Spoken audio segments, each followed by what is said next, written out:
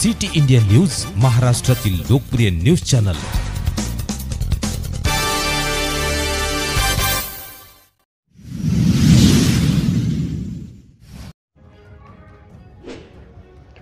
दोन 2023-24 यशवंत पंचायत राज पुरस्काराने नागपूर जिल्ह्यामधून कळमेश्वर पंचायत समिती अव्वल।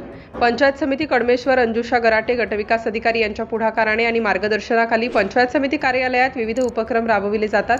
यामध्ये आठवड्याच्या शुक्रवारी कार्यालयातील सर्व अधिकारी कर्मचारी यांच्या सहभागातून साफसफाई मोहीम राबविली जाते।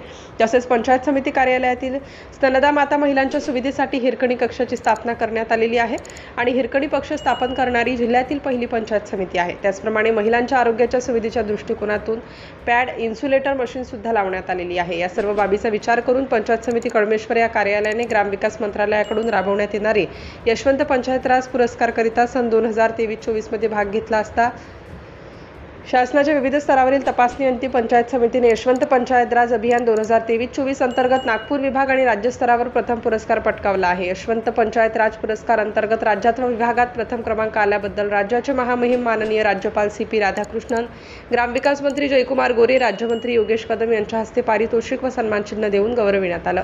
सदर कार्यक्रम यशवंतराव चव्हाण प्रतिष्ठान मुंबई येथे झाला। पुरस्कार स्वीकारताना अंजुषा गराटे गटविकास अधिकारी पंचायत समिती कळमेश्वर, दीपक जंगले कृषी विस्तार अधिकारी, महेश ढोक गट समन्वयक हे उपस्थित होते।